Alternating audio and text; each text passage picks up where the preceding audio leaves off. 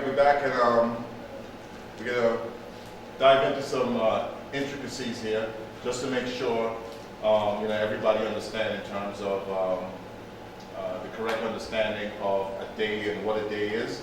And we're going to just make sure that it lines up with the Torah. So what we're looking here, we're looking at the Egyptian Passover timeline, all right?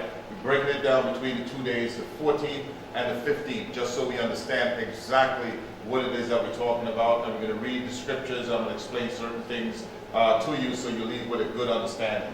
All right. We know that the day starts with the night first. All right. And we're going to expound on that some more once we get to the New Testament and we start talking about the Messiah. And the day comes after the night. All right. A day is comprised of two halves. Two halves make a whole. All right. There is a nighttime portion to a day, and there is a daytime portion to the day.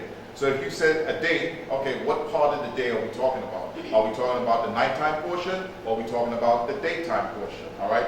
So let's say that each part is 12 hours. We don't know that for sure. It could be 11 hours and 15 minutes, I don't know, or 11 hours, 15 minutes, 59 seconds, and that's a possibility also. But let's just even it out to 12 and 12. 12 hours make up the night, 12 hours make up the day. All right?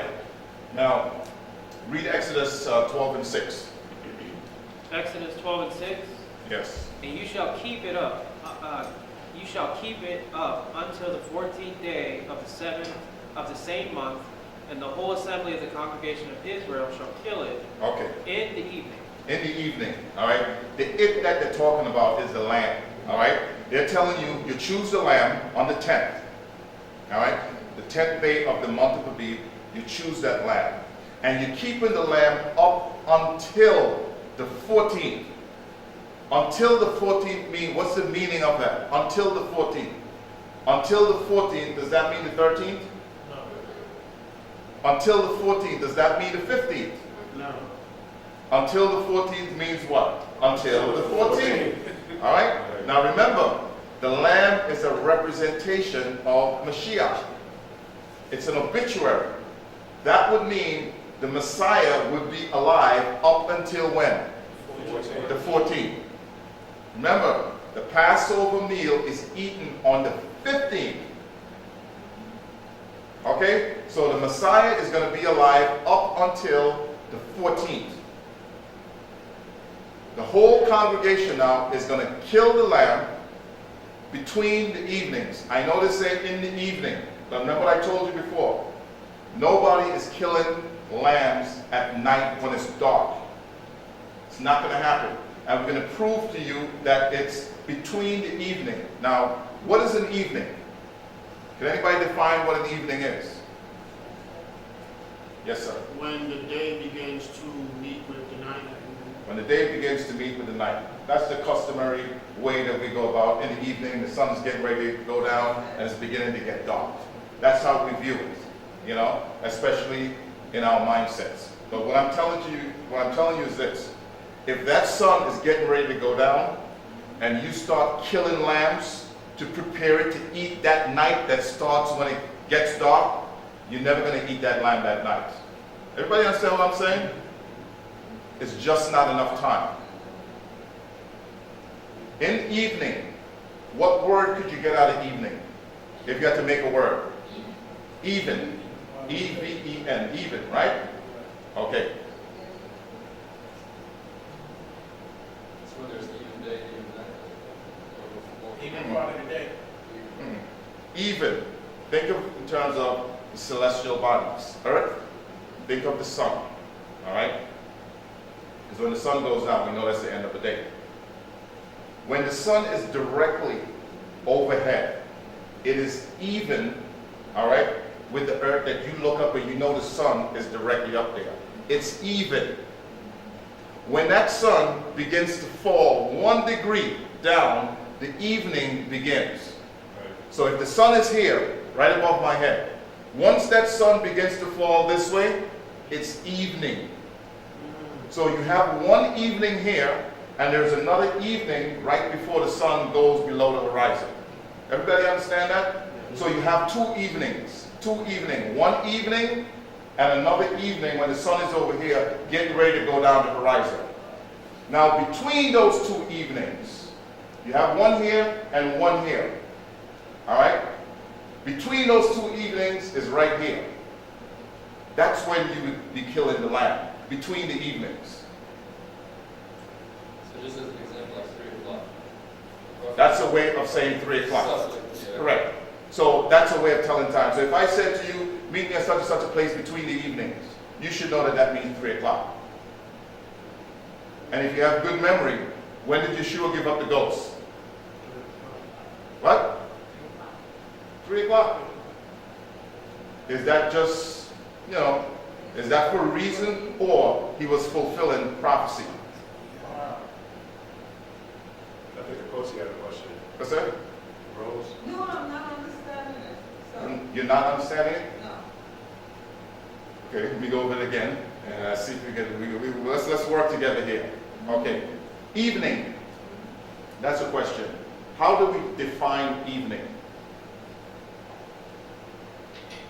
We were given instructions that we were to choose a lamb, and that lamb had to be a perfect lamb, without scratch, without blemish. It had to be perfect in every way, because we presented that as an offering to the Most High. So we want to give him the best. So we're going to choose the best lamb. We're going to set it aside, and we're going to examine that lamb over the duration of the 4 days, from the 10th to the 14th, because they say keep it up until the 14th. Okay? So for that duration of time, we're going to examine that lamb to make sure that lamb is perfect before we take that lamb and present it to the Most High. We good there? Yeah. Now, they're telling you now, we want you to kill that lamb between the evenings. Between the 2 evenings. The question is, what 2 evenings are we talking about? What is that? It's an idiom, all right? Think of it as a parable. Between the evening, it has to mean something, because if I say to you, kill the lamb between the evenings, if you don't know what I'm talking about, you're going to go, well, what is that? Correct? Well, and that's the question. What is between the evening? So now I'm explaining to you what between the evening means and what an evening is. So I said, out of the word evening, we could extrapolate or take out the word even, E-V-E-N, meaning something is parallel with something else. My hand is parallel to this hand, they're even. They're on the same level or the same plane. So what I'm saying is now, when the sun is directly overhead, that's an even between those 2 heavenly bodies, the earth and the sun. You understand that? Even. Evening starts when the sun begins to fall from the highest point in the sky. The evening starts. So that's one evening there where the sun is directly overhead. Now when the sun getting ready to fall below the horizon, all right, it's on another plane where it's even again. So that's 2 evenings. 2 evens, or 2 evenings, 1 here and 1 here. So between those 2 evenings now is a specific time of day. And what I'm saying is that that time is 3 o'clock. And the way that we verify and confirm that that's what it's talking about, understanding that the lamb was a picture, a shadow picture of the Messiah. And when we use the word shadow, all right, what we're saying is that the full representation is not there. In other words, if there's no light in this room right now, you're going to see a silhouette of me. And it may be difficult to establish whether I'm male or female based on the silhouette alone, depending on the position that I'm facing. However, if you shone some light on me, then it's clear that I'm a male, because now I'm no longer in darkness. So prior to the light, I'm a shadow, and when the light comes now, you see the full picture. So the lamb was a shadow of the Messiah, and we don't get the full picture until the Messiah comes. So when the Messiah comes now, and he dies at 3 o'clock in the afternoon, we know for a fact now that between the evenings is 3 o'clock. Am I making sense now? Yes, making sense. But my concern is not with all of this. My concern is when does day start? When does day? Yes. So I had okay. left the lamb and I went to the day. Okay, when you say day, what do you mean? When does a day start or when does daylight start? When does the day start? When a day start. Okay. To quickly answer that, and we're gonna get to a part where we're gonna actually show scripture. All right. So I'm gonna say it, but I'm gonna show you scripture so you can research it for yourself and be convinced that you know what, he is correct. So don't take my word for it, although I'm gonna tell you what it is now. Okay. A day starts when the sun sets. Okay. So if you look at this chart, a day starts with nighttime first. Okay? So in other words, you see the 13th right there at sundown? And it's a little bit gray? That's the terminus point of the 13th. Terminus being the end point when the 13th ends. When the 13th ends, when the sun goes below the horizon, it begins a new day. All right? That day would be the 14th, and it starts with the nighttime portion of the 14th. Followed by the daytime portion of the 14th. That's according to biblical. Say again? A day starts at night. Correct. According to the scriptures, not according to man. But we have to talk about that because so the animals go to sleep at day or at night. Well, it depends on what type of animals you're talking about. The birds, the fowls, Because the animals are only, come out at night. You follow what I'm saying? So, but for the most part, and the owl. Right. Which is a night bird. Correct. So that owl come out. correct. The owl comes out when the owl comes out. I'm not changing that. Now I understand the question that you're asking. Yeah, so we can talk about That's right, but that doesn't change. What I'm saying, as far as the animals, when they sleep, the animals know when night comes. I know. Right, we don't have to research. They know. They understand nature better than we do. I'll give you a perfect example. When they had that tsunami in that place, what was that place that had that big tsunami? Indonesia? Indonesia, right. The animals, people couldn't understand why the animals was reacting the way that they were acting. Because the animals, they're connected to nature more than we are connected to nature. They knew exactly what time it was. They already start to make the exodus already because they know that something wasn't right. They was in tune with the Most High. So they know. So what I'm saying in regards to the telling of the time, we're speaking of time from the perspective of the Most High, not men. Somebody give me Daniel 9, is it 9:25? Is that what I'm looking for? 725. Daniel 7:25. Read that for me. And we're going to show scriptures that this is the correct understanding. We're going to get to those. Because again, I want you to be a detective and investigate for yourself because a crime has been committed. All right? A crime has been committed and we have to get to the bottom of this crime and solve it. Once and for all. Because again, we want to make sure that we're following the right Messiah. Daniel 7:25. Daniel 7:25. Listen carefully. And he shall speak great words against the Most High. And he shall speak great words against the Most High. So in other words, anything that the Most High say, this person, this man is going to have an issue with it. And he's going to try to upset it and turn it upside down. And boast. Go ahead. And shall wear out the saints of the Most High. All right. And the saints of the Most High are his people. Israel. Those individuals are saints. I know the definition that they give you for a saint today is any righteous person is a saint. But according to the scriptures tell you that the children of Israel are the saints. All right? Not my definition, according to the scriptures. Continue reading. And think to change times and laws.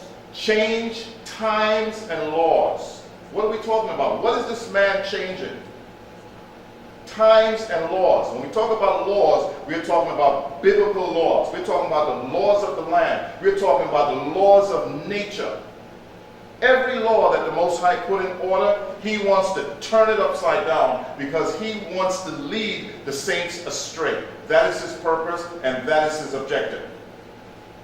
So there's no wonder we don't know how to recognize a day. We don't know how to tell time from the perspective of the Most High because the Most High already prophesied that there were going to be individuals that were going to change times and seasons. What are seasons? Did it say seasons? What it says?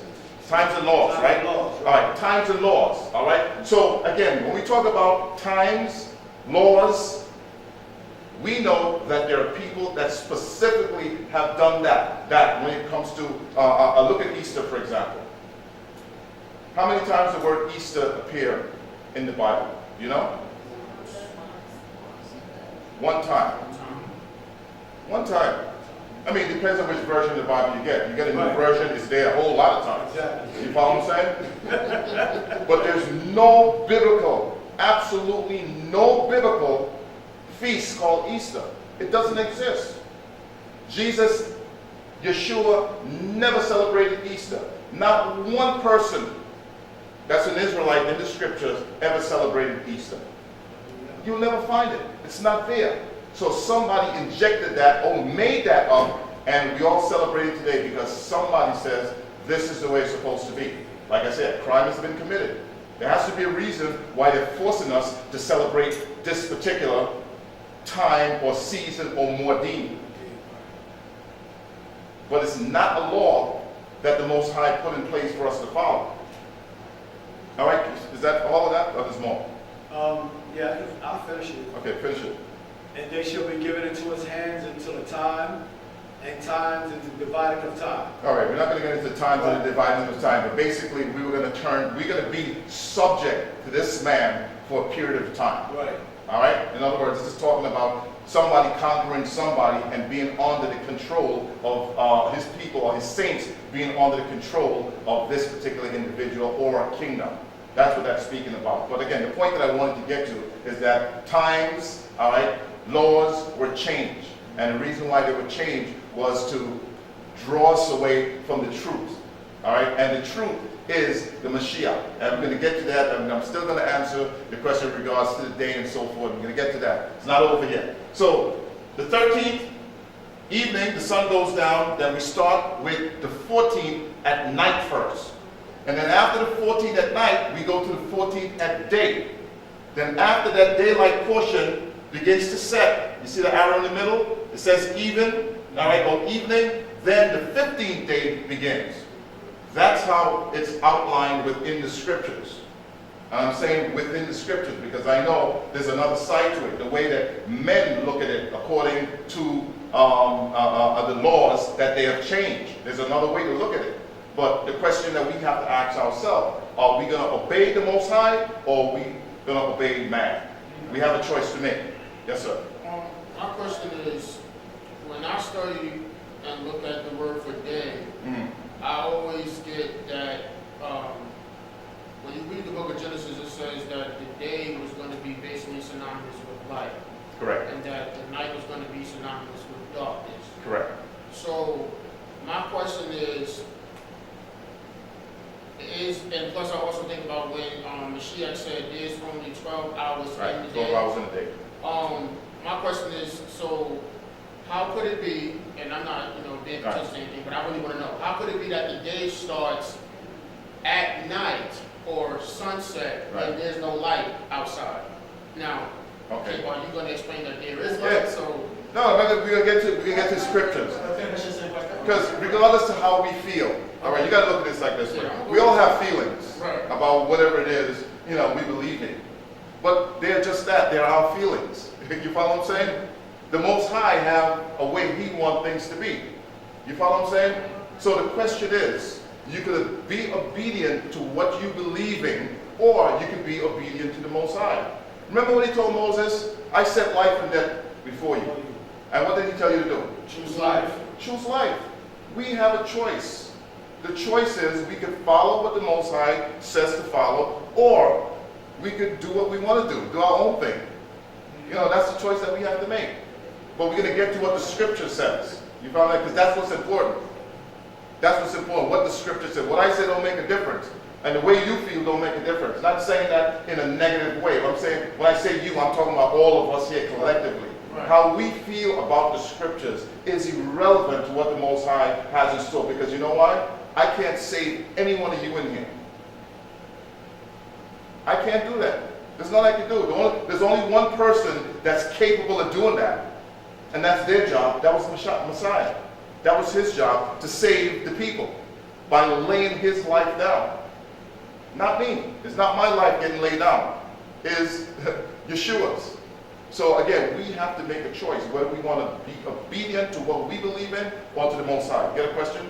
I was just going to say, just a quick thing, a quick summary of what I think they're trying to say. Right. I know what they're trying to say. Right. I know you're going to cover it. I was just Right. saying, like, a day is Correct. a set frame, and then it starts with the night portion Correct. of the day, and Correct. then the day portion of the day. Correct. At least one day. Correct. Sunlight. And Correct. Right. Correct. The sunlight portion is the second half of a day. Absolutely. The day starts at night. Reading Correct. Genesis. And that's why I say 2 halves make a whole. The whole, what's that? No, but the thing is, as you say, Right. I need to understand. You Correct. don't have to make it, but which half comes first? The nighttime half. Exactly. Right. Okay, but this is what again, but you said it again. Right. We can believe what we want. Correct. And you would believe what you want. But not me. Or what Right. you think the Correct. scripture said. Correct. He had mentioned Okay, so it. that is what we're trying to understand, what Mhm. exactly did the scripture say. Okay. Yeah, I can't- All right. So we're going to move along, and as we get to the scriptures, we're going to read the scriptures. Okay. Okay? Well, can we just one Sure, word? go ahead. Because you have made mention of how the animals actually are operating Right. during this time. You go to the book of Psalms 104, Right. and just real quick, I'll just read verses 18 to 23. The Okay. book of Psalms. Yeah, the book of Psalms. Yeah, the book of Psalms 104, verses 18 to 23. Now watch how, again, it's not what Maury Emmanuel is saying, but just the way that it is actually documented in Scripture. If it says the high hills are a refuge for the wild goats, and the rocks for the conies. Watch this, verse 19. And he appointed the moon for seasons. Now, the sun knoweth his going down. Now watch what begins to happen. It is the Father that maketh darkness, and it is night. Now we have nocturnal animals beginning to come out at night because we have the creature and we have mankind operating under this whole. But we have the nocturnal animals now acting on one half, and we're going to now have mankind acting on the other half. Watch how the scripture goes. It says, thou makest darkness and it is night. So when that happens now, wherein all the beasts of the forest do go creeping forth, where we have like possums, and we have bats, all these nocturnal animals come out in the darkness. And then it says, the young lions roar after their prey, and they seek their meat from Elohim. The sun rises. They gather themselves together, and lay them down in their dens. So those nocturnal animals now, they now go back into their dens when it is darkness. And then now what happens, man goes forth into his work and into his labor until the evening. So man is working now the daylight portions of the day, but prior to that, it had been mentioned now is that they were nocturnal animals now that were operating during the evening. So Maury, he'll go ahead and he'll explain more to it. Right. But what we're just trying to share now is, just like you had said correctly now, we just wanted to make sure that if we follow the examples that the Father gave from the very beginning, where he's talking about the evening and what actually happens at the evening, and then when the morning light comes, like Maury is sharing with us, when we begin to look at when the priests are actually now slaughtering the lambs, they're not slaughtering the lambs at 12, 1, 2 o'clock in the morning. They're not doing that. Because actually it would be hazardous. We don't want nobody accidentally chopping it and cutting one another. So these things were done in the daylight portion, and you also made mention that Israel actually left in the daylight portion. So again, just to share that a little bit, and again, he's going to actually expound on it a whole lot more when we go to the other slides. It should be like picture perfect. And we're going to show the different translations and how they work and how they fit into the equation with the Mashiyach, and then you're going to make a decision for yourself whether or not it could work the other way around. Because it can only work one way. 1 + 1 is going to be 2. You can't, any way you slice it, they're going to come out 2. It can't work in all the way. All right? But remember what we spoke about the Passover. All right? And we know what the scripture says in regards to when Israel, all right, when Israel left Egypt. So even with that understanding, remember the scripture told, not me, the scripture said that they left Egypt on the 15th in the daylight. So if they're left on the 15th in the daylight, all right, we know that the death angel passed over on the 15th at night. You follow what I'm saying? So even without going to the other scriptures, we should already know that the night come first. Why? Because we already read that. The 15th at night, the death angel passed over Egypt. That was night. Israel left in the daytime portion. So what portion of the day comes first? Night or day, based on those scriptures? The nighttime. But if that's not enough, we're going to get tons more scriptures. All right? And we're going to have the Messiah tell us exactly when it happened. Because the Messiah gave a parable to the scribes and the Pharisees when they came and asked him whether or not he was the Messiah. He goes, you want proof? The only proof I'm going to give you is the sign of Jonah. He says, as Jonah was in the whale's belly for 3 days and 3 nights. He didn't say 3 days alone. He didn't just say 3 days. He said, but for 3 days and 3 nights, showing you that there's 2 halves to a day. There's a nighttime portion and there's a daytime portion. And if you go and look at the story of Jonah, what time of the day did Jonah get swallowed up? He was on a boat. Everybody remember, if you remember the story? All right? What time of the day did Jonah get swallowed up? All right, let's go along and we're going to get to some of those other stuff. So, between the evenings, anybody have any other issues with that in regards to between the evenings? All right? And like I said, the proof of that when we get to the New Testament is that the Mashiyach died at 3 o'clock. All right? He died at 3 o'clock. He didn't die when it was dark. He didn't die when it was 6 o'clock. He died at 3 o'clock in the afternoon, and he was buried before the sun went down on that day. So before the sun went down, he was buried, and a new day began. Because remember, they had to get him off the cross before it got dark and the Sabbath began. It tells you that in the New Testament. So if the Sabbath was beginning, the high Sabbath was beginning, that should be an indicator to you what comes first and what comes second. But we're going to get to that part again.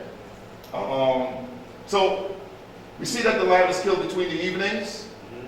And read the next verse, Exodus, what does that say? 12 and 8. Exodus 12 and 8. Exodus 12 and 8, and they shall eat the flesh in that night. Stop right there. Read that again. That's important. And they shall eat the flesh in that night. In the when? In that night. Okay, stop right there. Now look at the chart. Okay? Where is the night of the 14th? After the lamb is killed. Where is the night of the 14th?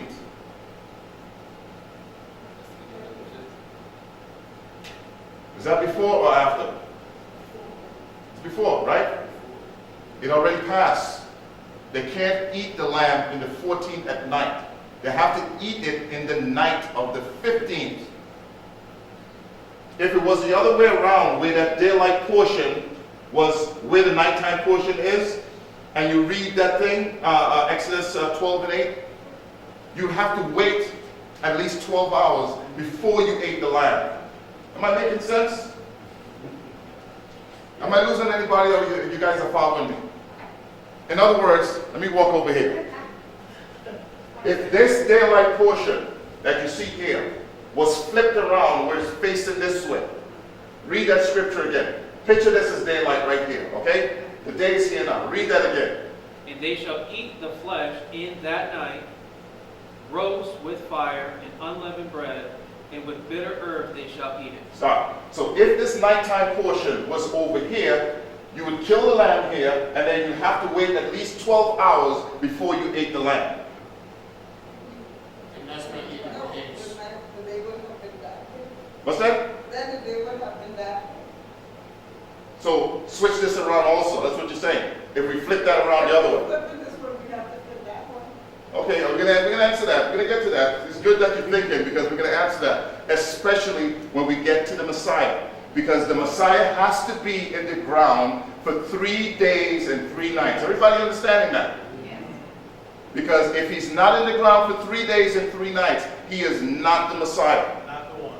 He is not the one. Because if he rises in 2 days, in other words, if the Messiah died on Good Friday and he rose on Easter Sunday, we are wasting our time right here, right now. That's right. That's the point that I'm getting at. If he died on Friday and he raised on Easter Sunday, you and I are sitting here spinning our wheels and wasting our time. Because you cannot get 3 days and 3 nights between Friday and Sunday. That is the point that I'm getting at. So somebody's telling us a lie because that is impossible. It cannot work. That's why we're studying this, and I'm going chronologically in order and building to get to that point so we understand we're in the right frame of mind when we get there. If you die on Friday, you cannot be buried and remain in the ground for 3 days and 3 nights and rise on Sunday. It is mathematically impossible. And if that's what we believe in, all right, and we're following that person who's telling us he's the Messiah because he died on Friday and rose on Sunday, we're wasting our time. So according to that scripture, if we're doing it the correct way, we should kill the lamb and then eat the lamb at night. Because remember, Israel has to leave Egypt on the 15th at daytime. So if we flip it around, it's not going to work. That's the point. So we can't flip it because they have to leave at daytime. If we flip this around over here, it's not going to work. This is the only way that it can work. I know it's confusing because it's not what we're accustomed to, but we're trying to follow the scriptures according to what the scripture says. They left on the 15th at day, and the only way it can work is if you do it this way. But again, we're going to provide more proof when we get to the Messiah. I want to listen to When we get to the Messiah. Okay? What's the next scripture there? First to read. After it's going to be 12 and 29. 12 and 29. Read that. Exodus 12 and 29. And it came to pass that at midnight Yahuah smote all the firstborn in the land of Egypt, from the firstborn of Pharaoh that sat on his throne unto the firstborn of the captive that was in the dungeon, Okay. and all the firstborn of cattle. Now remember, Israel left Egypt after this happened, in daylight. After this happened. You see the nighttime on the 15th? At midnight, meaning the middle of the night, let's say it's called 12 o'clock midnight. That's when they started killing the firstborn. And they left in the daytime. Look where the daytime is. Don't that make sense? Don't it fit? If it was the other way around, it won't work. That's not me, that's what it's saying. They killed him in midnight. And they left in the daytime portion on the 15th. Okay, let's move on. Now this is an incorrect understanding in terms of morning to morning. I put this there. We'll get back to this because I have it in there some more time. So we did evening to evening, and this is morning to morning, the way that we would customarily think of it prior to the understanding that we had. But I'll come back to this because I want to get into some other things. Now, again, it's the same thing. Think of it as a review. See the 14th day? Nighttime first. You see where the Passover lamb is killed? Then you have the nighttime of the 15th. Then you have the first day of Feast of Unleavened Bread. Israel left Egypt on the first day of the Feast of Unleavened Bread. And then you see the rest of the days count along the first day, second day, go all the way down. All right? We're going to come back to this stuff again because the 3 days and 3 nights is going to come in handy. What time is it? Who can tell me the time? 6:04. What's that? 6:04 right now. He says it's 6:04. Anybody else? What time is it? On that clock? Or Yeah, the clock. No, not the time. The clock.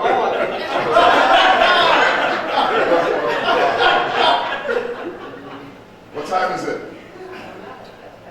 What's that? I don't see no hands. What's that? Yeah. No. Whatever. What time is it? It ain't no time. It ain't no time. All right? It ain't no time. What time is it now? 6 o'clock. Well, 6:30. It could be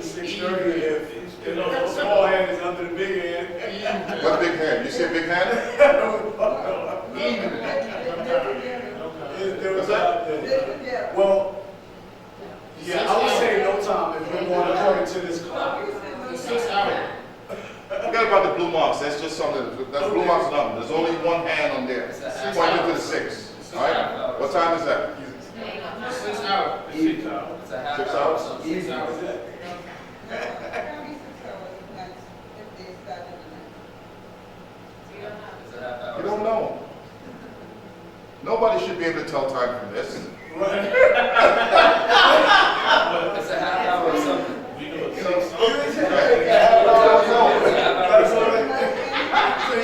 don't know. It's impossible to tell time based on what you're looking at right there. That's my point. It's impossible. Now, you could tell time from it, but guess what? It's not going to be accurate. Right. We will come up with some type of crazy thing, but it's not going to be accurate. Now, what time is it? 6:15. And the reason why you can tell time is because you have at least 2 components in there that make it possible for you to do that. The long hand and the short hand. Now it's possible for you to tell time. Now, which is more accurate in telling time? What you're looking at now or this one? This is more accurate. Why? Because you have a second hand in there. And the reason why I'm showing this is to get us to understand Genesis 1:14. All right? This is the Most High's clock. All right? Those hands represent different heavenly bodies, whether it be the sun, the moon, and the stars. And what I'm trying to show you is that all these things working in conjunction with each other help us to tell time. But if you're only using one of them, it's not going to work. 2 of them is good, but it's not as accurate as if you're using 3. We're going to get to some more here. We're talking about the moon and the month, getting into month cycles. I want to get to the 3 days and the 3 nights, and we can get back to this later on, because I think the 3 days and the 3 nights is going to really bring some clarity to what it is that we're talking about. Now, understand what a month is. All right, we get the word month from moon. All right, the moon itself is not a month. The cycle that the moon makes is a month. If the moon is not performing the cycle or the tekufa, it's not a month. Only when it's performing the function that it's supposed to be performing, then it's a month. In other words, if the moon was right there and it stayed there all the time in the exact same spot and it didn't do what it's supposed to do in terms of functioning, the way it's supposed to function with the different phases, it's just the moon. But when it goes through all those different phases, that cycle is called a month. Observe the month of Aviv. We already talked about that in plain English. We already talked about it. I don't want to spend too much more time on that because I want to pull up the next slideshow. I don't want to spend too much time on that. This is Numbers 33 and 4. And they departed from Ramses in the first month on the 15th day of the month. What is the significance of the 15th day of the month? Reiterating, that's the first day of the Feast of Unleavened Bread. All right? So they left on the 15th, on the morrow after the Passover. All right? After the passing over of Egypt, when the firstborn were killed, or after the killing of the lamb, that's when Israel left Egypt.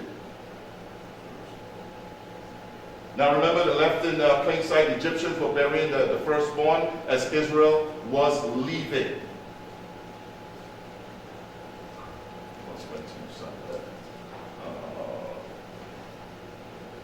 Read that for me.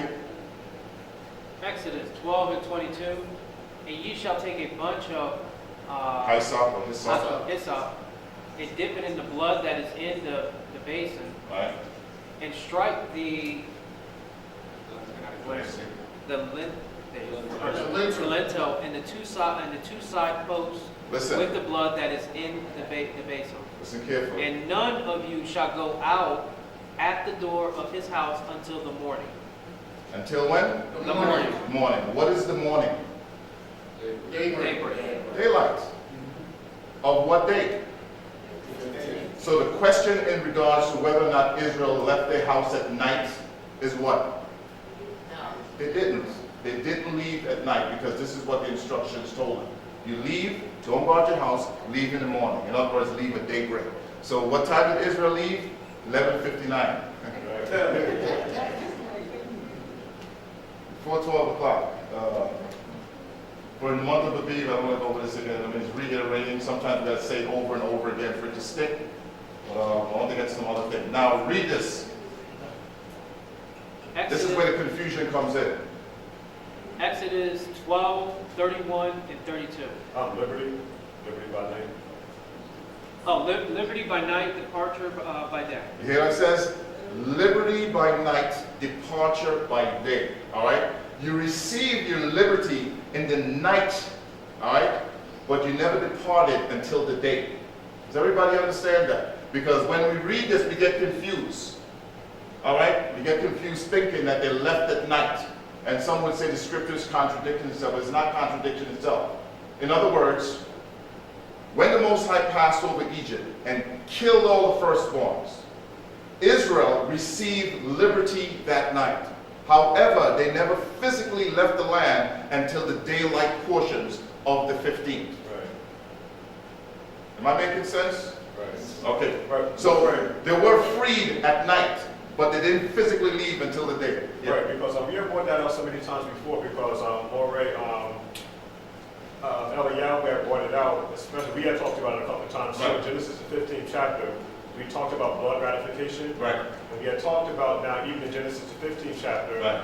when we're talking about the self-same day, the bones Correct. and everything like that, where now, after going between the pieces and the blood ratification, where we have now the death angels going over and killing all of the firstborn, we see the departure happening at day, but liberty happened now after the smoking furnace and the burning piece. The smoking Correct. furnace went between the pieces. And so that had to be confirmed first. Absolutely. And then now, like you said now, departure by day. It's the same thing that's happened in Genesis 15th chapter. Absolutely. Where it actually becomes consummated. So again, I just wanted to bring that out because again, Morey had brought that out a couple of months ago, maybe about a month and a half ago. Okay, you want to read the scripture real quick? Exodus 12, 31, 32? Yes. I'm going to actually read it because it's a back. Okay, go ahead. Exodus 12 and 31, and verses 31 and 32. And he called for Moses and Aaron by night and said, Rise up and get you forth from among my people, both ye and the children of Israel, and go serve Elohim as ye have said. And take your flock and your herd as ye have said, and be gone, and bless me also. All right, so because of that, when people read this, they think that they left at night, but they didn't leave at night. That's not what they're saying, that they left the land of Israel, Egypt, at night. They received their liberty at night. There's no question about that, because we know that that's when the angel passed over. But when they physically left, it happened at night. So he sent, yes, sir. So can you clarify, so Moses and Aaron, this is at night when they're speaking to Correct. you? They're the only ones out at night. Correct. And why would that be? Because Pharaoh wanted to talk to them. Pharaoh sent for them. Well, why wouldn't they have stayed in the house under the cover, Well, remember, they're the leaders. They're the leaders of the congregation.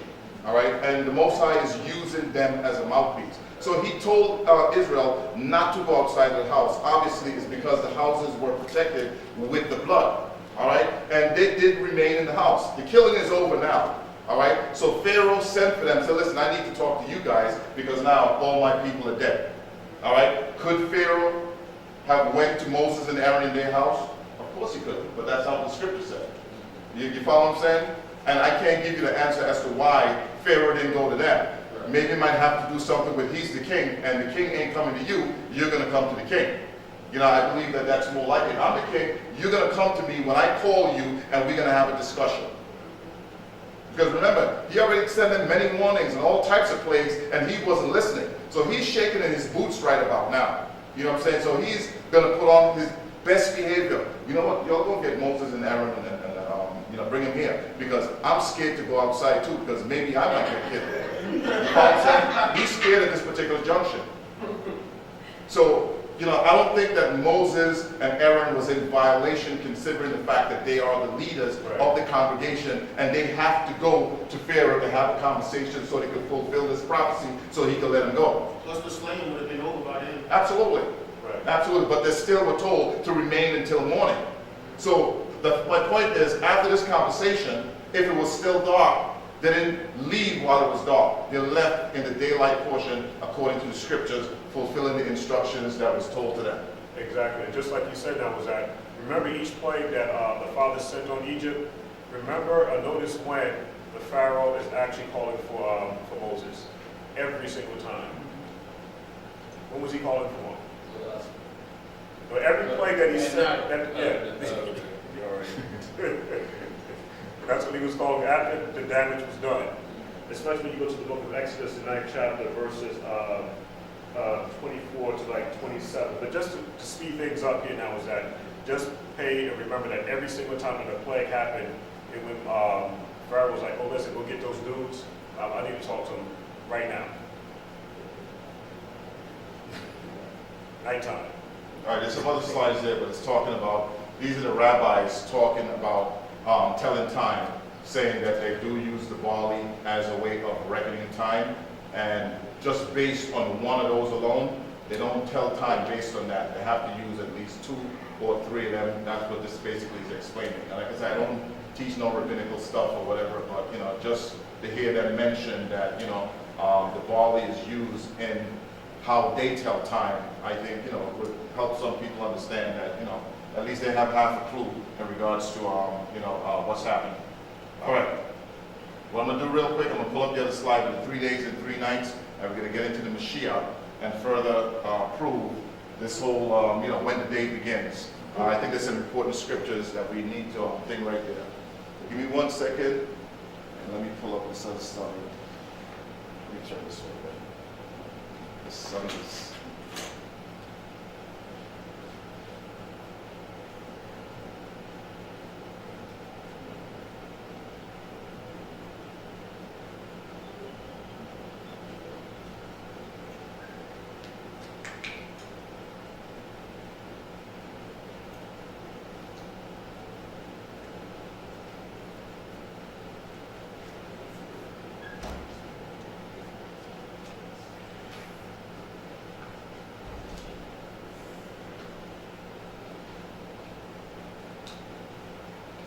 days, 3 nights in the heart of the earth.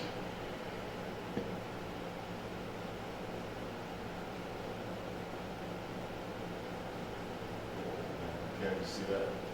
All right. Why was the sign of Jonah given to the scribes and the Pharisees? Why did he tell them that? Why? What was the purpose of that? Sign of the count. Huh? The sign of the count. Yeah, but why did he give it to them? Because he was going to do that. Yeah, why? In other words, they came to him. They came to him and they wanted to know. What's that? They actually had an understanding of Torah, I guess.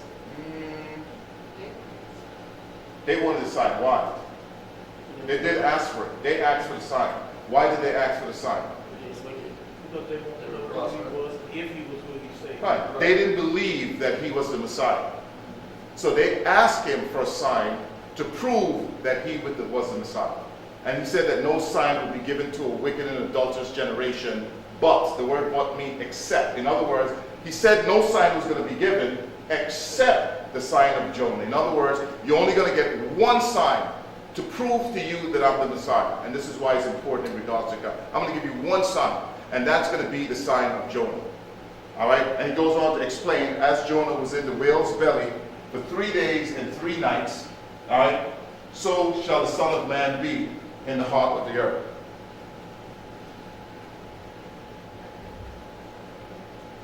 Can you see the scriptures on there? All I can see. Matthew 11:3. Could you read Matthew 11:3?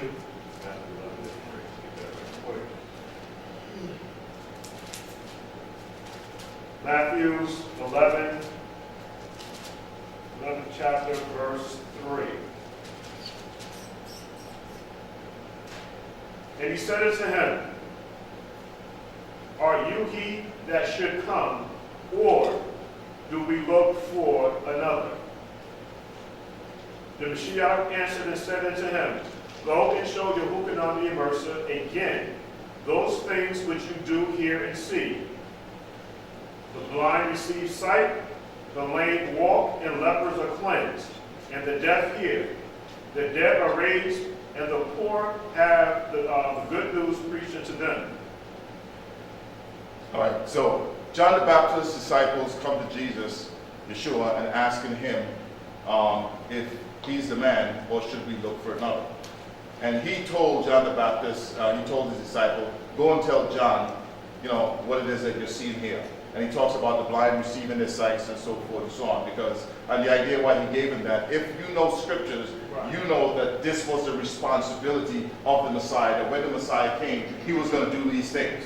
So in other words, go back and tell John, this is what you're witnessing. And that should be the end. He could have just told him yes. He could have said that, And picture being in prison. You're in prison and you want to know whether or not you're going to get out of jail because the man is here. So John the Baptist is wavering a little bit. Listen, ask this dude what's up. You know what I'm saying? Because I'm locked up in here. I'm not getting my 3 square meals and I'm not eating the way I used to eat. There's no grasshoppers and honey in here. I need to be out of here. And he gave them a message and they went back and told John. But again, the question in the minds of a lot of people was whether or not he was the Messiah. And he gave them a parable. Are you the one? What one are they talking about? The one that Moses prophesied about in Deuteronomy 18? What's that, 19 and 20? Is that what it says there? Yeah. Deuteronomy, they talk about, Moses talked about the prophet that was going to come that you must listen to. They wanted to know, was he that individual? Now, for the scribes and Pharisees, it meant something. If he was the one, all right, and they believed in Torah, they would have had to submit themselves to him. It would mean that their reign over the people is over. Because the Messiah came now, so they have to lay down before him or bow down before him because that's what the scripture says. They would have to do that. So they were threatened. They wanted to know, was he the one? And he gave them the parable of Jonah.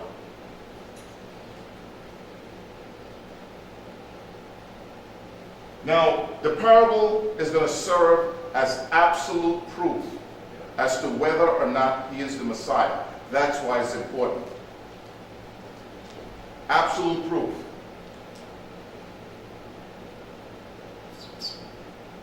If he didn't rise in the 3 days and the 3 nights, according to the scripture, he would be an impostor. Remember, he can't rise in 2 days, can't rise in 1.5 days, or he would be an impostor.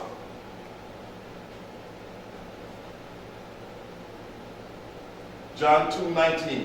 Yeshua answered and said unto them, destroy this temple, and in 3 days I will raise it up. That was the first time he gave them the parable. He says in 3 days he would raise it up. They didn't understand what he was talking about because this is when he was cleansing the temple up in Jerusalem for the very first time after he came out of the wilderness. Now, if the Messiah did this in John 2:19, pull up John for me, the 2nd chapter, and read about the way he was just before he went up there. I'll start from John 2:1. John the 2nd chapter, the 1st verse. John 2:1. Right. And the 3rd day there was a marriage in Cana of Galilee. Right. And the mother of the Mashiyach was there. And both the Mashiyach was called and his Talmudim to the marriage. And when they wanted wine... All right, skip down there and get to the part just before the Passover, when he stopped in Capernaum and he didn't stay there many days. Right. Now, this is the 3rd day after he came out of the wilderness, after the temptation. All right? After he came out of the wilderness, after the temptation, he goes to a wedding in Cana, and he's there. All right? But he's got somewhere to go. You found it yet? Yeah. Read it. Verse 11. Then the beginning of miracles did Yahusha in Cana of Galilee, and manifested forth his esteem, and his disciples believed on him. Right. It's the first time he did the miracles, but at the wedding in Cana. The first time, all right, after the baptism, and he got tempted, that was the first stop that he made in Cana, and he performed that miracle with the wine. Continue. Verse 12. And after this he went down to Capernaum, he and his mother, and his brethren, and his Talmudim, and they continued there not many days. All right, so he goes to Capernaum after he leaves Cana, but he didn't stay there many days. All right, now we're going to find out why. Go ahead. And the Yahudim's Pesach was at hand. And Yahusha went up to Jerusalem, and found in the temple those that sold oxen, and sheep, and doves, and the changers of money sitting. And when he had made a scourge in small cords, he drove them all out of the temple, and the sheep, and the oxen, and poured out the changers' money, and overthrew the tables. And he said unto them that sold doves, Take these things hence, make not my father's house an house of merchandise. And his Talmudim, remember that it was written, The zeal of thy house hath eaten me up. Then answered the Yahudim, and said unto him, What sign show it unto us, seeing that thou doest these things?